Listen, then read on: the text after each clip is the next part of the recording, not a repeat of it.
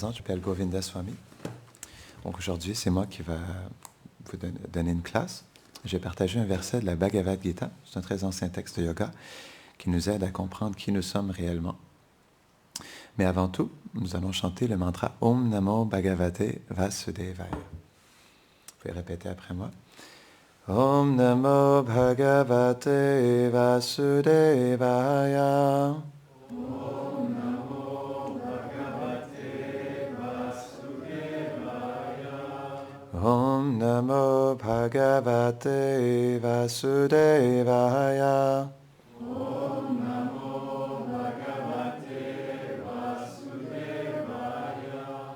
Om Namo Bhagavate Vasudevaya. Om Namo Bhagavate Vasudevaya. Il y a tellement de beaux versets dans la Bhagavad Gita que c'est dur d'en choisir un. Je me dis, est-ce que je prends 3.7, le chapitre 3, verset 7, ou est-ce que je prends 5.29? Et je ne sais pas encore lequel vous partagez aujourd'hui. OK. Il y en a un qui me vient à l'esprit, là.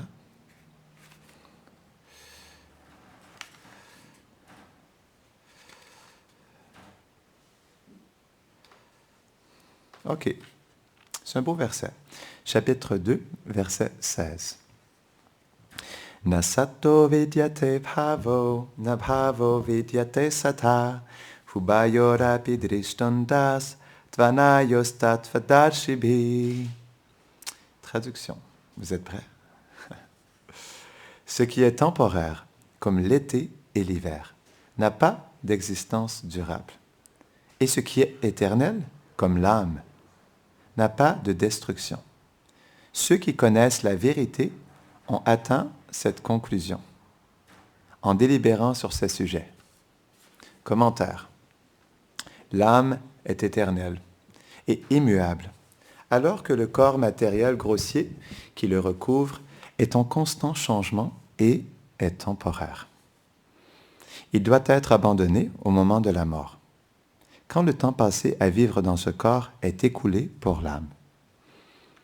Seule l'âme libérée de l'ignorance peut réaliser qu'elle n'est pas sujette au bonheur, au malheur et aux transformations que subit le corps. Elle est différente des enveloppes qui la recouvrent. Elle est éternelle et immuable. Om Gyanati Mirandasya Gyananjara Sharakaya Chakshurun Militam Jena Tasmai Shri Gurave Namaha Shri Chaitanya Manobishtam Stapitam Jena Bhutade Swayam Rupa Kadamayam Dadati Svapadantikam He Krishna Karuna Sindho Dinabandho Jagatpate Gopesha Gopika Kanta Radha Kanta Namostute Tapta Kanchana Gaurangi Radhe Vrindavaneshwari Vrishabhanu Sute Devi Pranamami Hari Priye Vanchakalpatarubhyashta Kripa Sindhubhya Cha Patitanam Pavanebhyo Vaishnavebhyo Namo Namaha Jaya Shri Krishna Chaitanya Prabhu Nityananda Shri Advaita Gadadhara Shivasade Gaura Bhaktavinda Hare Krishna Krishna Krishna Hare Hare Hare Rama Rama Rama Hare Hare Namaham Vishnupadaya Krishna Prishtaya Bhutare Shrimate Bhaktivedanta Swaminiti namine. Namaste Sarasvati Deve. Gauravani Prachadine. Nirveshesha Shunnavadi. Pashtadare Shatadine. Est-ce que quelqu'un pourrait m'apporter la montre qui est là, s'il vous plaît? Parce que dans le monde transcendantal, le temps est manifeste par son absence. Donc, ça ne veut pas parler plus que 30 minutes, on doit avoir l'heure. Donc, imaginez-vous un instant, vous rencontrez quelqu'un dans un parc et vous lui posez cette question. Quel est ton but dans la vie? Et il vous dit, et là vous êtes surpris, il vous dit, ah, mon but dans la vie, c'est de prendre soin de ma voiture. OK. Mais pourquoi tu veux prendre soin de ta voiture? Mais tu n'as pas vu ma voiture, elle est vraiment belle. C'est un nouveau modèle. Je viens de refaire la couleur. Non, c'est un rouge brillant, non? Rouge écarlate. OK. Mais pourquoi prendre soin de ta voiture, c'est le but de ta vie? Mais c'est parce que ma voiture, c'est la chose la plus importante au monde, non? Et donc la personne, elle commence à lui dire pourquoi justement prendre soin de sa voiture, c'est le but de sa vie, non? D'avoir une nouvelle couleur, d'avoir des pneus tout neufs, non? D'avoir toutes sortes de stickers à l'intérieur, un pare-brise tout nettoyé, non? Est-ce que ça ne vous paraît pas bizarre, ça? Non? Si vous posez cette question à quelqu'un, il vous répond ça. C'est bizarre, non? Son but dans la vie, c'est juste de prendre soin de sa voiture. Non, c'est ultra bizarre, non? Ben, en fait, c'est ce qu'on fait tous dans ce monde. Notre but, c'est de prendre soin de ce corps. En fait, c'est expliqué dans la Bhagavad Gita que au-delà des sens, Krishna, il explique ça, non? Au-delà des sens, il y a le mental. OK? Au-delà du mental, il y a l'intelligence. Au-delà de l'intelligence, il y a le soi. Donc, en fait, c'est comme... Le corps, c'est comme, on pourrait dire, une voiture. Mais nous sommes un passager dans la voiture. Nous ne sommes pas la voiture, non. Donc, c'est quelque chose d'intéressant. Mais pourtant, on s'identifie tellement à la voiture qu'on pense que le fait de prendre soin de notre voiture, c'est le but de notre vie. On est passager dans la voiture, mais c'est comme si on serait invisible. Comme on ne se voit pas nous-mêmes, parce qu'on ne voit pas notre âme, non. On n'est pas conscient de notre âme. Et donc, du coup, on est assis sur le siège du conducteur, et comme on ne se voit pas, ben, on pense que donc, la voiture bouge, non? Le volant tourne, non? À gauche et à droite, il va du point A au point B, il va faire le plein d'essence, non? Et donc, parfois, on a besoin de changer la tuyauterie, non? Eh bien, c'est ça, notre expérience de ce corps. C'est comme une voiture. C'est exactement pareil, parce que Krishna, comme en fait, les sages ont conclu, non? C'est intéressant ce verset-là. Les sages ont conclu que la vérité, c'est que ce corps qui est temporaire n'est pas notre vérité. Ce corps est tout simplement, on pourrait dire, une enveloppe, comme l'expliquait Swamiji dans son commentaire, non? Ce corps est une enveloppe, en fait, qui recouvre notre âme spirituelle. Mais ce n'est pas nous réellement. Et donc, on peut se poser cette question si, comme à quel point on trouvait que c'était ridicule, non, de penser que de prendre soin de la voiture, c'est le but de notre vie. Alors, en quoi le fait de prendre soin de notre corps comme le but ultime de notre vie est quelque chose de différent et de moins ridicule, non? Ça ne veut pas dire qu'on ne doit pas prendre soin du corps. La voiture, elle est utile. Elle a son utilité dans notre vie. On en a besoin. On a besoin du corps. C'est le transport qui nous permet de vivre dans ce monde. Mais ça ne veut pas dire que ce corps va être le début et la fin, ou plutôt, on pourrait dire, la chose la plus importante dans notre vie. Parce que ce n'est pas nous, non? Et donc, je méditais là-dessus, parce que je me disais, bon, de quoi je vais parler aujourd'hui, et je méditais là-dessus sur la voiture. C'est un exemple qui est simple, mais très pertinent et très puissant en même temps, parce que c'est ce qui nous arrive en ce moment en réalité.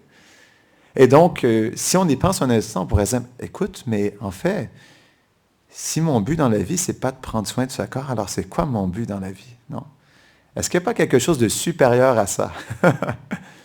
Parce que les sages ont conclu que ce corps est une voiture qu'on doit laisser un jour. Dehinosmin yata dehe, komaram yovanam jara. Non? Tata dehantara praptir, deras tatra namuyati. Non? En fait, c'est expliqué que ce verset, donc il y a un Swami qui expliquait ça un jour, il expliquait que ce verset, ça vaut des millions de versets des Védas. Tellement que c'est puissant comme verset, non? Pour l'âme conditionnée. Parce que ce verset explique que comment en fait notre corps change de la jeunesse, non, à l'adolescence, à la vie adulte, à la vieillesse. Similairement, l'âme change de corps au moment de la mort. Elle n'est pas perturbée par un tel changement. Parce que ce changement est tout simplement une transition. Non? C'est puissant. C'est puissant. Et donc même, c'est expliqué que l'âme, elle n'a pas de début, elle n'a pas de fin. Elle est éternelle, non née, immuable. Non? Et en plus, cette âme, elle est une parcelle du divin. Elle est de la même qualité que le divin. Pas en même quantité, c'est comme une goutte dans l'océan. Non? La goutte de l'océan, si on la prend, elle vient de l'océan, donc elle est de la même qualité. Elle est salée comme l'océan, mais elle n'a pas la même quantité de sel. C'est ça la différence. Mais reste que nous sommes une étincelle du divin, c'est spécial. Donc, comme on l'avait expliqué dans la dernière classe, on est tout simplement une âme spirituelle qui fait une expérience humaine dans ce corps. Non? C'est ça la réalité. Et donc, le point, c'est que si on passe notre vie juste à prendre soin de cette voiture, premièrement, on ne sait pas qui on est. On ne pourra jamais savoir qui on est si on prend juste soin de la voiture. C'est pas possible. Et c'est pourquoi aussi, on ne peut pas pleinement être heureux si nous ne nous connectons pas avec notre soi véritable. C'est pas possible. Parce que, OK, mais pensez, on reprend l'analogie de la voiture, d'accord? Donc, est-ce qu'on nous allons être satisfaits à mettre toute notre énergie à prendre soin de la voiture et à juste complètement s'identifier à cette voiture? À faire en sorte que notre seule et unique satisfaction sera en lien avec cette voiture. Est-ce qu'on va être satisfait de ça? En réalité. Non, mais c'est intéressant, non? On ne sera pas satisfait de ça. Ce n'est pas possible. Parce que l'âme, elle est faite pour tellement plus que prendre soin d'une voiture. Tellement, tellement, tellement plus. C'est pourquoi, en fait, les sages ont conclu que la vérité, non, est l'âme. Et que cette âme, elle est faite pour vivre avec le divin. C'est tellement beau. Il y a tellement plus d'espoir, tellement plus d'expériences possibles, tellement plus d'amour, de vérité, de beauté, non? De douceur à éveiller notre âme et la connecter au divin. Parce que qu'est-ce que l'expérience de la voiture peut réellement nous donner? Non? Sincèrement, non. À un moment donné, il faut passer à autre chose, quoi. On ne va pas passer notre vie entière à prendre soin de la voiture. Voyons donc. C'est pas possible. En tout cas, c'est possible. Et même, on pourrait dire physiquement, matériellement parlant, il y a des gens qui vont passer leur vie entière. Je me rappelle, j'ai une anecdote à vous partager. J'habitais à Montréal-Nord, non? Quand je faisais mes études en travail social. Et il y avait un concierge qui s'occupait du bloc appartement. Et il était pauvre. Non, il n'avait pas... Ce qu'il faisait, donc, il s'occupait des lieux du propriétaire, non? Il s'occupait de s'assurer que tout se passe bien au niveau de l'appartement, donc il faisait des réparations ici et là. Donc, il n'avait pas d'autre emploi, non? Mais son loyer était gratuit, puis il avait un petit peu de revenus de ça aussi. Donc, il était très pauvre, mais il avait une belle voiture. Et je le voyais à tous les dimanches. Il avait une Jeep, non? Une Jeep orange flash. Et à tous les dimanches, je le voyais avec sa grosse éponge rouge, non? Il frottait avec tellement d'amour cette Jeep orange. Et je le voyais, il mettait ses lunettes de soleil. Et là, il embarquait dans sa voiture. Il était tellement fier. Et ça me faisait tellement rire quand je voyais ça. Je me disais, wow, il se prend vraiment au sérieux avec sa voiture. Mais c'est exactement la même chose avec notre vie en réalité. On se prend tellement au sérieux avec ce corps. À la fois dans les bonheurs et à la fois dans les malheurs aussi, non? Et donc, à cause de ça, on rate, en fait, l'expérience humaine. Parce que nous sommes une âme spirituelle dans une expérience humaine. Donc, nous sommes faits pour tellement plus que l'expérience de la voiture. C'est pourquoi les sages expliquent « Jiv Jago, Jiv Jago, Jiv Jago ». Bhaktivinoda Thakur, il a écrit cette très belle chanson. « Jiv Jago, Jiv Jago ». Gora Chandra Bore. Et donc, il dit, en fait, réveille-toi, oh réveille-toi, âme endormie, toi qui dors, en fait, sur les genoux de la sorcière Maya. Maya veut dire l'illusion, l'énergie d'illusion matérielle. S'il te plaît, réveille-toi à ta vérité et adore, en fait, le divin. Donc, c'est ça les sages.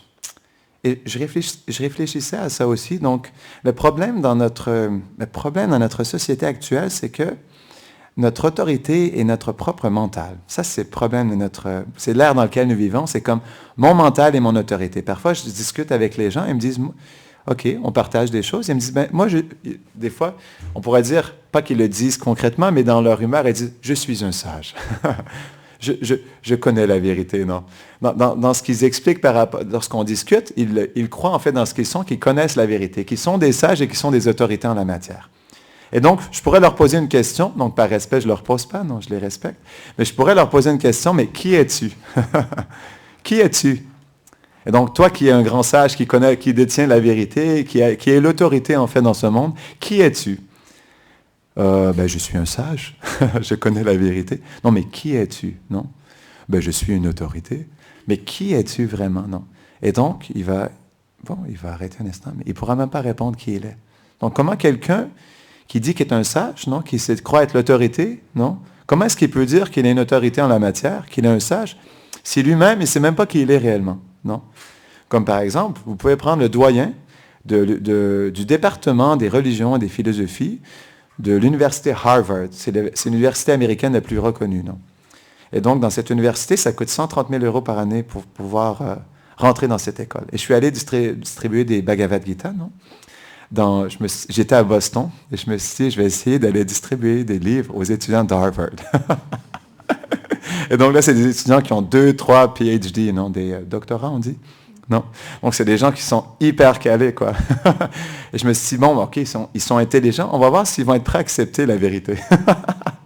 Et donc, ça a été ma journée la plus difficile de toute ma vie à distribuer des Bhagavad Gita. Donc, tu approches une personne, elle te dit, oh non, moi, je détiens la vérité, j'ai 3 PhD, non, j'ai 3 doctorats, je n'ai pas besoin de rien savoir, je suis mon propre maître, je détiens le savoir, non. Et je lui dis, non, tu es sûr que tu ne veux pas la vérité telle qu'elle est décrite dans la Bhagavad Gita? Non, non, non, ça va, je connais la vérité. Et donc, ça a tellement été dur, les gens, ils étaient tellement imbus de leur personne, non? Donc, parce que justement, ils avaient tellement de savoir, ils pensaient qu'ils détenaient la vérité, qu'ils n'avaient pas besoin de savoir autre chose, non? Et ça m'avait frappé quand j'avais vu ça, je me suis dit, waouh! Donc, dans ce monde, justement, un problème avec l'être vivant, c'est que nous avons une tendance à nous tricher nous-mêmes ou à tricher les autres. Parce que, dû à notre orgueil, nous pensons détenir la vérité. C'est ça le problème. Mais, en fait, les sages nous expliquent que nous ne sommes pas des sages, ou nous ne pouvons pas devenir des sages. Tout simplement, nous pouvons devenir des perroquets. Un perroquet. Mais pourquoi un perroquet?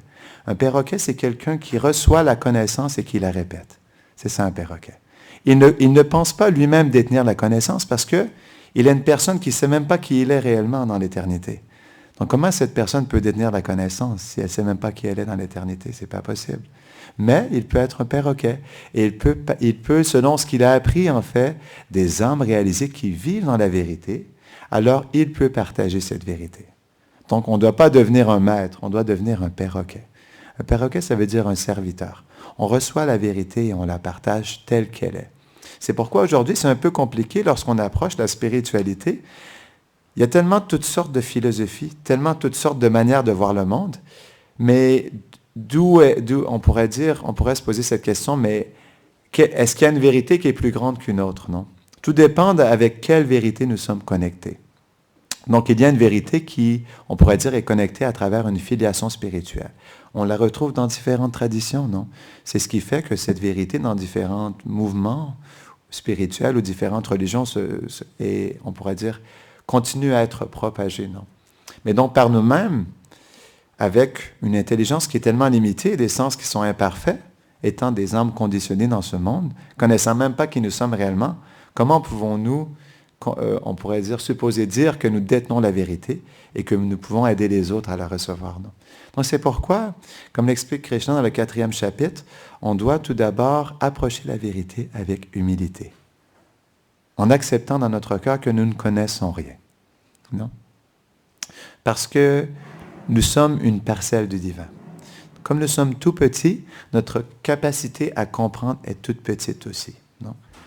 Donc le divin, comment fait? Le divin, il est illimité. Sa capacité à comprendre et sa connaissance, elle est illimitée. Non? C'est normal. Mais pour nous, comme nous sommes 1/10 millième le bout d'un cheveu, qu'est-ce que nous pouvons, avec notre petite conscience, qu'est-ce que nous pouvons attraper de la vérité? C'est tout petit, non? C'est pourquoi cette vérité, c'est quelque chose qui descend vers nous. Ce n'est pas quelque chose que nous pouvons sauter dans les airs et essayer d'attraper, non?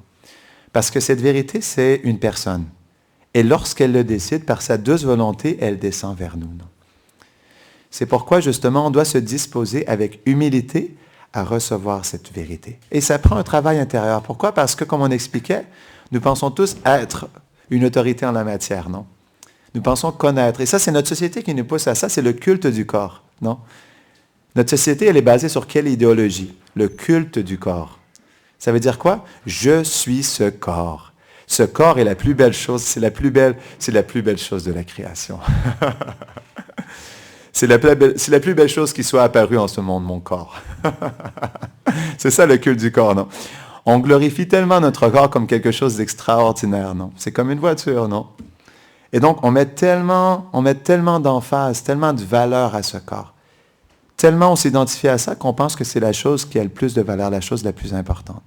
Et à cause de ça, on s'enorgueillit beaucoup en fait de ce corps. Donc par exemple, si nous avons une certaine beauté, non, ou une intelligence, une habilité à faire quelque chose, on s'enorgueillit tellement en fait de cette chose. Mais en réalité, c'est quelque chose qui n'a rien à voir avec ce que nous sommes réellement, non?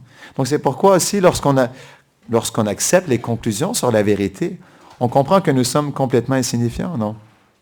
Nous sommes une petite âme spirituelle qui fait l'expérience humaine et qui se pense être le bénéficiaire et le contrôleur de sa vie. Non, en réalité. Mais si on comprend réellement qui nous sommes une petite goutte dans l'océan. Non. Nous sommes juste tout petits. Et donc, la petitesse, c'est quelque chose qui est tellement beau. Non.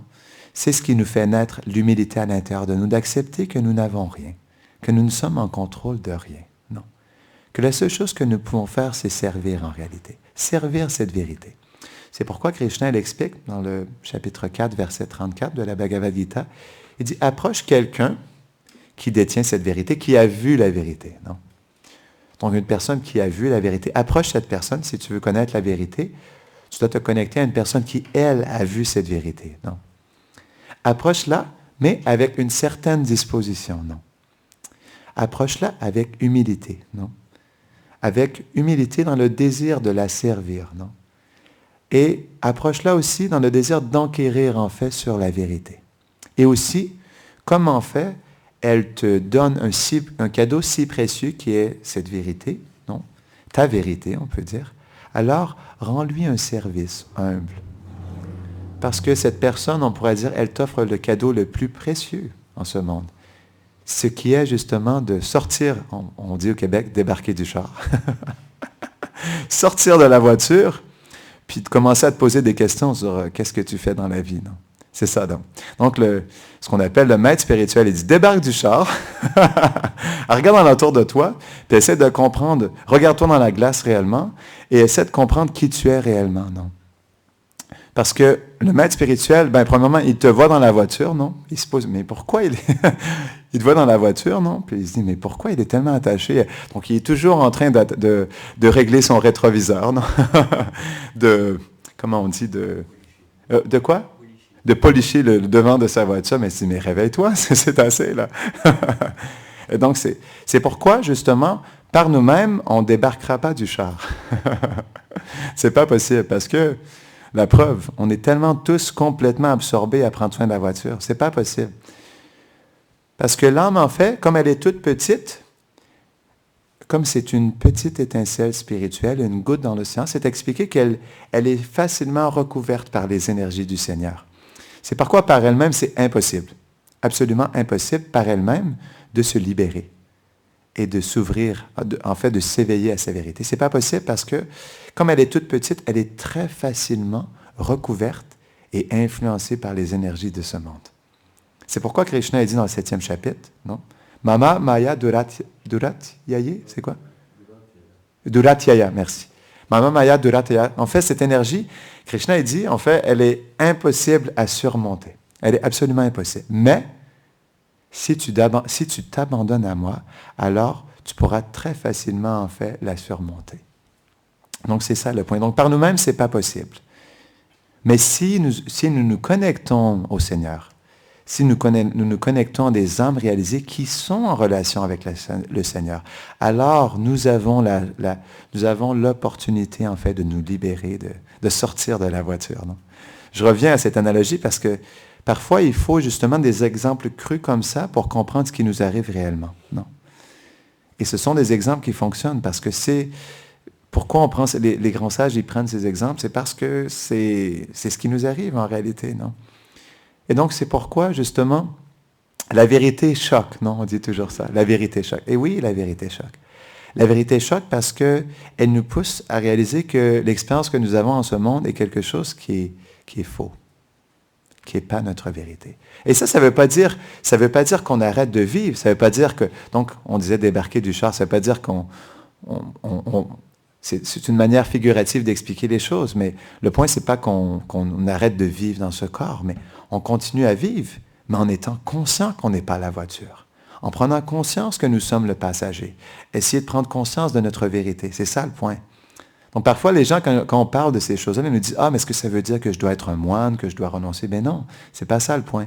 C'est pas qu'on doit vivre dans le renoncement ou dans la simplicité, c'est pas ça. Parce que de toute façon, rien ne nous appartient.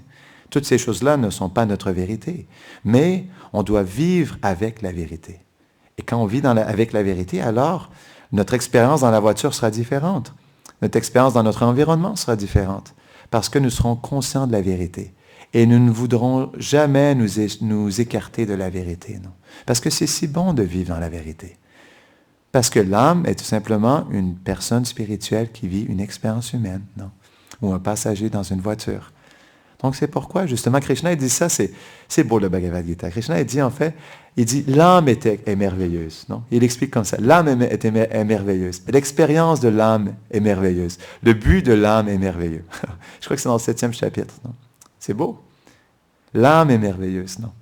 Et donc, c'est pourquoi, justement, donc oui, on peut continuer l'expérience de la voiture, mais on est fait pour expérimenter quelque chose de tellement plus grand en réalité, non? De tellement plus beau et merveilleux.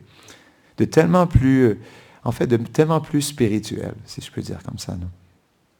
Donc c'est ça le point, c'est que dans la Bhagavad Gita, Krishna, il nous explique comment sortir de la voiture, comment faire l'expérience de l'âme, et comment nous connecter à lui.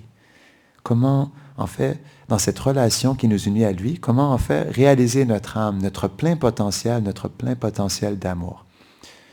Parce que le but, c'est pas juste de conduire une voiture, mais le but de l'être humain. Donc, on parlait du but de la vie. Mais les grands sages expliquent que le but de l'être humain est préma. Préma, c'est le pur amour de Dieu, l'amour le plus pur. Ça, c'est le but de l'être humain. Ce n'est pas de conduire une voiture, puis de la réparer lorsque, après ça, il y a un petit problème, non. Le but, c'est d'atteindre le pur amour de Dieu. On est fait pour tellement plus, c'est ça le point. Et donc, c'est ce que les grands sages... Donc, la conclusion, c'est qu'on est une âme, mais que cette âme, elle trouve son plein potentiel dans sa relation avec Krishna. Donc, on avait déjà expliqué dans la dernière classe, mais on le répète le point. Donc, on peut avoir un compte en banque avec des millions de zéros, mais si on ne met pas le 1 en face, alors les zéros, ça n'a pas de valeur. C'est ça le point, c'est que même si dans ce monde, on peut avoir tellement d'opulence matérielle, non. On peut avoir une vie heureuse matérielle. Reste que si on n'est pas en connexion avec notre vérité, ce n'est pas la vraie valeur, c'est ça le point. Parce qu'une voiture est une voiture. On peut mettre tous les gadgets du monde. Avec la voiture, on peut aller à Hawaï, non? On peut la mettre sur un bateau cargo, on peut se promener sur les différentes îles d'Hawaï, mais ça reste une voiture. Ça reste une voiture qui fait son expérience dans le monde matériel, non? Donc c'est ça, ça reste la même chose, même si on expérimente les choses les plus extraordinaires dans ce monde. Ça reste en contact avec la voiture, c'est ça le point. Donc on pourrait se dire, oui, il faut être heureux et tout, mais le point, c'est qu'on peut être heureux d'une manière tellement plus profonde, tellement plus belle, tellement plus pure. Et c'est ça, en fait, c'est ça le but de la vie. C'est de vivre dans notre vérité, mais dans un échange d'amour avec le divin. Donc, on va terminer ici. Est-ce qu'il y a des questions ou des commentaires avant qu'on termine? C'est bon? Oui? It's difficult to live this conception. It's easy to think about it. Mm-hmm.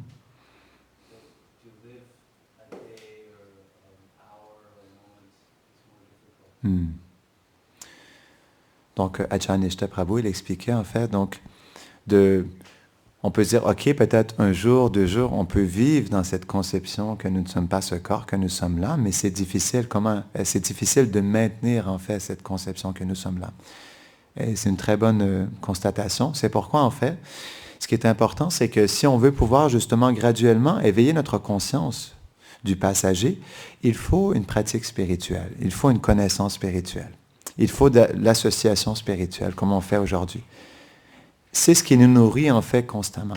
Parce que comme nous sommes tout petits, on expliquait tout à l'heure, on peut tellement se faire facilement, en fait, recouvrir par l'énergie matérielle que on a besoin constamment de connexion avec l'énergie spirituelle pour pouvoir se protéger, en fait, de cette illusion matérielle qui nous recouvre tellement. Donc, c'est pourquoi c'est quelque chose qui doit être nourri constamment. L'âme a besoin de nourriture. C'est ça le point. OK, on va terminer ici. Jai Nitai Gaura Premanande. Allez, bon.